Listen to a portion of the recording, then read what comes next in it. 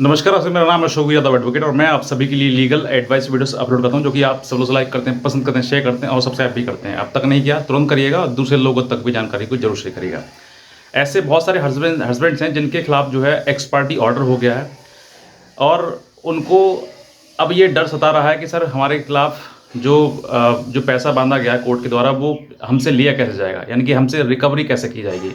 तो ऐसे बहुत सारे हस्बैंड्स हैं जिनके पास रिकवरी वारंट भी आ चुका है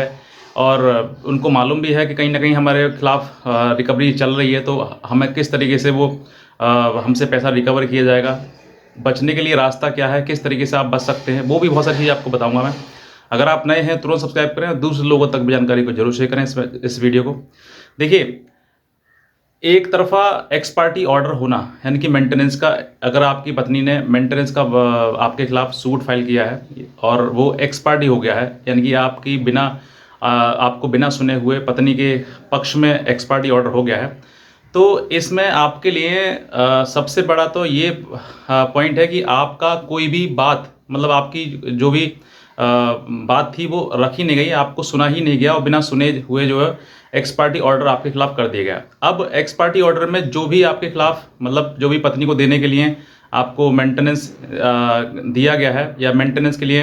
आपको आदेशित किया गया है, तो मेंटेनेंस का जो रकम है वो आपसे रिकवर करी जाएगी। अब रिकवर करने के लिए प्रोसेस क्या होगा वो मैं आपको बताऊंगा, क्योंकि प्रोसेस आपको जानना बहुत ज़रूरी है। अगर आपने प्रोसेस नहीं जाना तो फिर हो सकता है कि आपको बाद में पछताना पड़े कि अरे इतनी बड़ी गलती हमसे कैसे हो गई। तो आपको अगर एक्स पार्टी ऑर्डर हो गया है तो सबसे पहले तो आपको यह है कि उसको तत्काल जो है वो रिकॉल करवाएं, यानी कि आपको एक्स पार्टी जो भी ऑर्डर हो गया है, अब वो मेंटेनेंस आपका 1,000, 2,000, 10,000 कुछ भी आपको बन गया हो, वो आपको मेंटेनेंस जो है वो रिकॉल कराने के लिए आपको एप्लीकेशन कोर्ट में फाइल करनी पड़ेगी। अब अगर वो रिकॉल हो जाता है तो आपका मेंटेनेंस वहीं से जीरो हो जाता है और दोबारा से आपकी प्रोसीडिंग स्टार्ट हो जाएगी और दोबारा से फिर आपको सुना जाएगा, पत्नी को सुना जाएगा, दोनों का आर्ग्यूमेंट होगा,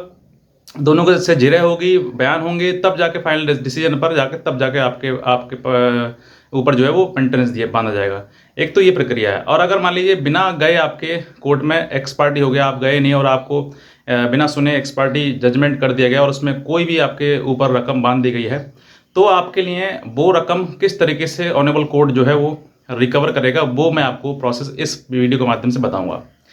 सबसे पहले जब रिकवरी हो जो मेंटेनेंस है, मेंटेनेंस का जो 11 महीने का जो अमाउंट है इकट्ठा होने के बाद 11 महीने के बाद आपके खिलाफ रिकवरी सूट फाइल किया जाएगा सेक्शन 125 का क्लॉज 3 में 125(3) में CRPC उसमें डालने के बाद, यानी कि ये अमाउंट जो है वो 11 महीने का अमाउंट बन जाएगा। अब मान लीजिए 5,000 हो गया तो 55,000 रुपीज़ एक 11 महीने का हो गया। अब ये 55,000 रुपीज़ की जो रिकवरी है वो आपसे वसूल करने के लिए आपको वारंट भेजा जाएगा। पहले आपको सम्मन भेजा जाएगा कि आप आएँ, दिए दें पैसा, नहीं आओगे तो फिर वारंट जाएगा, वारंट के बाद फिर NBW हो जाएगा, फिर उसके बाद आपसे आपके SHO को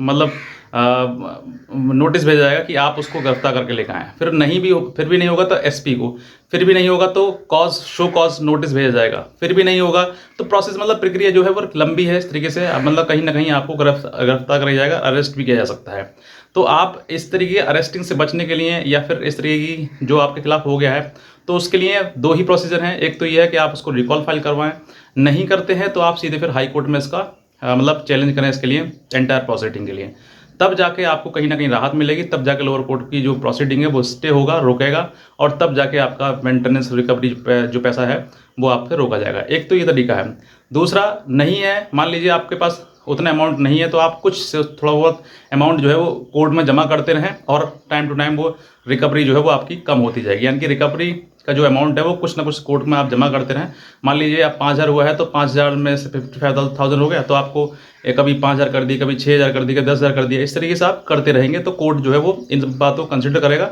और आपके खिलाफ जो रिकवरी वारंट है वो आपके खिलाफ मतलब जारी नहीं किया जाएगा। और जब जारी नहीं किया जाएगा तो आपको अरेस्ट करने का भी आपको कोई अधिकार नहीं दिया जाएगा। फिर इसका मतलब ये है कि आपको अगर रिकवरी वारंट से बचना है, रिकवरी से बचना है, तो या तो अपने जो आपके खिलाफ एक्स पार्टी ऑर्डर हो गया उसको रिकॉल कराएं, और अगर नहीं करा सकते हैं या फिर नहीं किया जा रहा है या उसमें समय लग रहा है तो आप फिर इसको हाई कोर्ट में चैलेंज कर सकते हैं। लेकिन हाई कोर्ट भी कहीं ना कहीं आपसे उस अमाउंट को, जो आपका अमाउंट रिकवरी अमाउंट है, उसका कुछ परसेंटेज जो है 50% मान के चलिए, 50% जो है वो नीचे लोअर कोर्ट में जमा कराया जाएगा, उसके बाद आपकी ऊपर बात सुनी जाएगी। ये आपकी एक प्रक्रिया है।